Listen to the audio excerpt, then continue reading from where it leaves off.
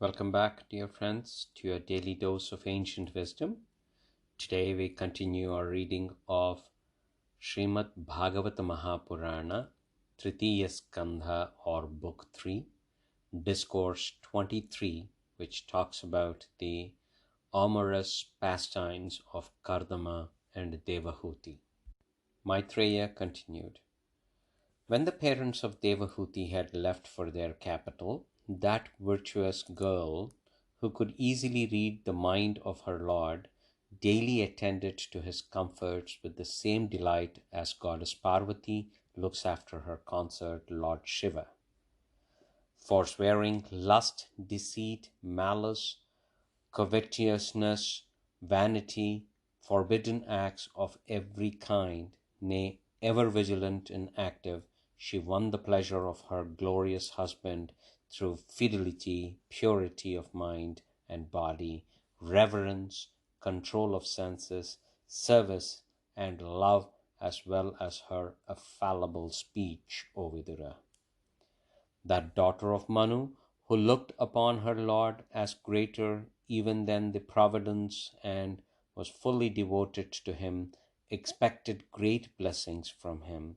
Nay, having served him for a long time, she had grown weak and emaciated on account of her religious observances. Kardama, the foremost of celestial sages, was therefore oppressed with the feeling of commiseration for her and spoke to her in accents flattering with love. Kardama said, O daughter of Manu, you have shown great respect to me, and I am pleased today with your most faithful service and supreme devotion. You ungrudgingly wasted your body for my sake in my service, which is extremely dear to all living beings and deserves every attention. I therefore confer to you supernatural vision, thereby see for yourself the divine blessing in the shape of unearthly enjoyments that were secured by me through concentrated application of austere penance, samadhi, or abstract deep meditation and worship of God, as through devotion of my own duty, blessings which are free from fear and grief, and to which you have also won a title through services rendered to me. On what account, in compassion of these, are other enjoyments, including those obtained in heaven, aspirations in regard to which are frustrated by the more contraction of a brow on the part of the Lord, who possesses infinite power. You have now attained your object through fidelity to me. Therefore, enjoy the extensive unearthly pleasures earned through devotion of your wifely duties, and which can be had with difficulty by human beings due to false notion of their royal dignity. When the sage spoke thus, Devahuti felt relieved to discover that he was the master of all yogic power and an adept in all forms of worship. Her face brightened with a smile and bashful glances. She spoke in a voice choked with modesty and love. Devahuti said, I know it, my lord. All that you have said, O chief of Brahmanas, is something natural to you, a master of unfailing yogic powers that you are, O great one. Now, let the promise you made in the presence of my father about allowing me the contact of your body but once be redeemed. For it is a rare boon for the virtuous wives to have a pregnancy through a highly venerable husband. Kindly instruct me what arrangements have to be made and what requisites to be got together in the shape of unguents, scents, wearing apparel, and nourishing food, according to the injunctions of the scriptures or works of erotics, by restoring to which my poor body, emaciated through intense passion, may be rendered fit for union, smitten as I am with darts of love, excited by you. And also think of getting a suitable house for the purpose, my lord. Maitreya went on. Seeking to oblige his beloved spouse, sage Kardama, O Vidura, exercised his wonderful yogic power and instantly produced an aerial mansion which could range at will. It was wonderful structure containing all sorts of jewels, adorned with pillars of precious stones, and capable of wielding whatever one desired, and was equipped with every form of wealth which tended to multiply in course of time instead of diminishing by use. It was provided with supernatural articles of domestic use, which and was comfortable for all season, and was decorated with buntings and flags of variegated colors. It further embellished with wreaths of charming flowers that attracted the sweet humming bees, as well as with tapestries of linen, silk, and other fabrics of various kinds. The house looked charming with cushions, beds, fans, and seats separately arranged in several stories, raising one above the other. Its beauty was enhanced by engravings and other works of art on the wall, here and there, and it was provided with pavements of emerald and coral daisies.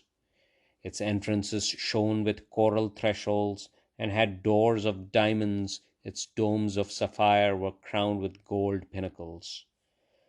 With the choicest of rubies set in diamond walls, it appeared as though possessed of eyes, and it was furnished with wonderful canopies of highly valuable festoons of gold. It resounded with the cries of swans and pigeons which flew up their likeness, set up there, thinking them to be their own kind. With its pleasure grounds, resting chambers, bedrooms, inner and outer yards designed with an eye of comfort to the occupant, it caused astonishment as it were to the sage himself who had produced it. The sage Kardama, who could read the mind of all living beings, perceived that Devahuti did not regard even such a house with much delighted heart, and said to her in his own accord, "Bathe in the yonder lake, O timid one, and ascend to this aerial mansion. Having been consecrated by Lord Vishnu himself, who dropped his tear in it, this sacred lake is capable of granting all the desire of human beings who resort to it." Bowing to that command of her lord, the lotus-eyed princess, who had soiled cloth on her person and wore matted locks on her head, and whose frame was coated with thick layer of dirt and breast discolored, dived into the lake which contained the sacred waters of Saraswati. Inside the lake she saw in a house 1,000 maids, all of prime youth, and emitting the fragrance of lotuses. Seeing her, the damsel suddenly rose and said to her with joined palms, "We are your maidservants. Tell us, what shall we do for you?" The girls, who showed every respect to the princess, bathed the proud lady with costly oil, perfumed powders, and gave her a pair of new stainless pieces of fine cloth to cover her body with, superb, most agreeable and brilliant jewels, food containing all good qualities, and sweet, inebriating drinks, other than the spirituous liquor. Then in a mirror she beheld the reflection of her person, rid of dirt, adorned with a garland, clad in unsullied robes, decorated with auspicious marks, and made much of by the maids.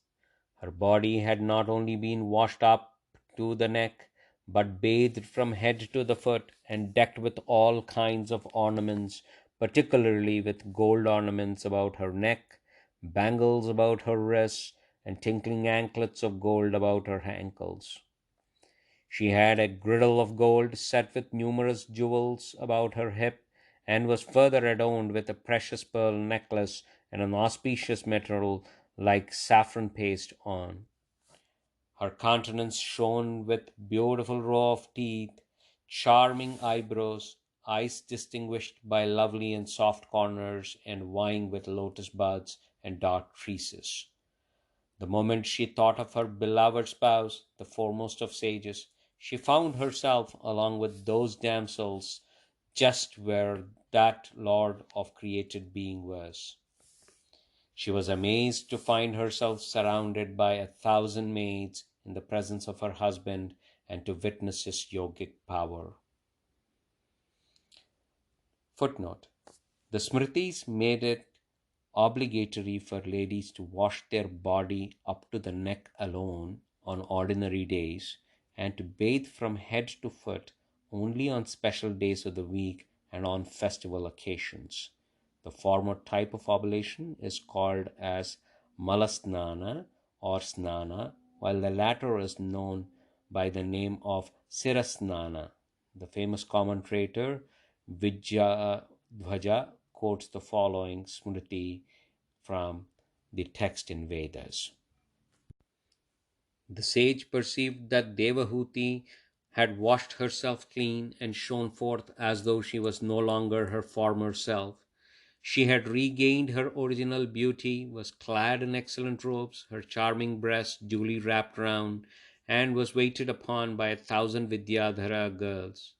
He conceived a fondness for her and helped her to ascend the aerial mansion. O destroyer of enemy in the form of passion, though seemingly attached to his beloved concept, and with Vidyadhara damsels ministering on his bodily comfort and gazing on his person, the sage did not lose his glory or mastery over of his soul, and shone in that aerial mansion, as charming as moon with his consort star Rohini, in the midst of other lunar mansions in the vault of heaven, causing a row of lilies to open up.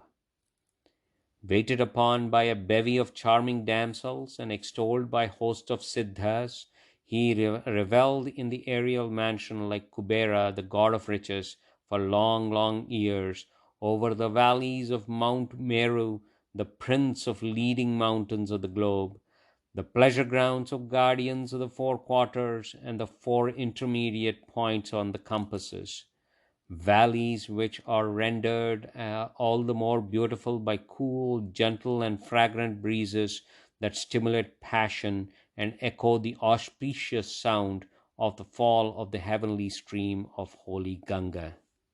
Note: the name of the gods presiding over the four quarters and the four intermediate points on the compass are as follows: Indra, the lord of paradise, is for east. Agni, the god of fire, is for southeast. Yama, the god of punishment, is for south. Niriti for southwest. Varuna, the god presiding over the waters, is for west. Vayu, the wind god, is for northwest. Kubera, the god of riches, is for north, while Ishana, or Lord Shiva, is for northeast. Similarly, sage Kardama fondly enjoyed himself with his wife in the heavenly gardens known by the names of Vaishwarambhaka, Surasana, Nandana, Pushpabhadra, and Chaitrarantya, as well as over the Manasa Sarovara lake. Coursing through the various spheres as the air on that brilliant and great aerial mansion that could fly at will, Kardama surpassed even the gods coursing through the air, whose movements are restricted to their own particular sphere. What is difficult of achievement for those self-possessed men who have taken refuge in the feet of Lord, that are the source of sacred rivers like Ganga, and put an end to the sorrow of the mundane life. Having shown to his wife the whole extent of the terrestrial globe, which is full of many wonders because of its arrangement into dvipas and varshas, Kardama, the great yogi, returned to his own hermitage. In order to delight his spouse Devahuti, the daughter of Swayambhu Manu, who longed for sexual pleasures, the sage divided himself into 9 forms and enjoyed himself with her for years together, as it was for an hour only.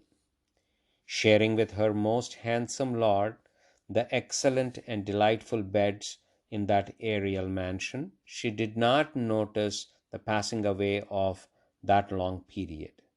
While the couple who eagerly longed for pleasures of senses were thus enjoying themselves by the virtue of yogic powers, 100 autumns passed like brief space of time.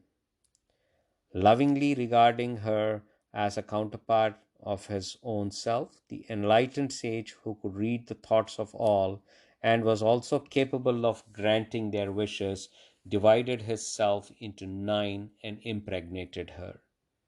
Immediately thereafterwards, the said Devahuti bore on the same day 9 female issues, who were all charming of every limb and breathed the fragrance of red lotuses. Thereafter, when she found her lord about to leave the home as a recluse, according to the understanding at the time of wedding, the virtuous lady, who yet longed for a male child, scratched the ground with her foot, radiant with lustre of its gem-like nails. Her head bent low, and suppressing her tears, she spoke in slow yet winning accents with an agitated and aching heart, though wearing a smile on her face. Devahuti said, "Your venerable self has redeemed all promises made to me. Yet be pleased to grant me immunity from fear, since I have taken refuge in you. Your daughters, O holy sage, will have to find a suitable match for themselves, and there must be someone to rid me of sorrow when you have left for the woods. Enough with the time that has been spent by me with you in enjoying the objects of senses, ignoring the Supreme Spirit. Not knowing your transcendent glory, I have loved you while remaining attached to the objects of senses. Let the affinity I have borne to you nonetheless rid me of all fears. The same love which, when bestowed on the wicked through ignorance, is conducive to rebirth, rids one of all attachment when it is directed towards holy men. He whose activity in this world neither tends to religious merit, nor to dissipation, nor to the service of the Lord, whose feet are the source of all sacred places, is verily dead, though living. Indeed, I have been badly deceived by the Lord's Maya, in that I have failed to seek liberation from the bondage of mundane life even after securing you, the bestower of the final beatitude. Thus ends the 23rd discourse, forming part of the narrative of Lord Kapila in Book 3 of the great and glorious Bhagavata Purana, otherwise known as Paramahamsa Samhita. Thank you.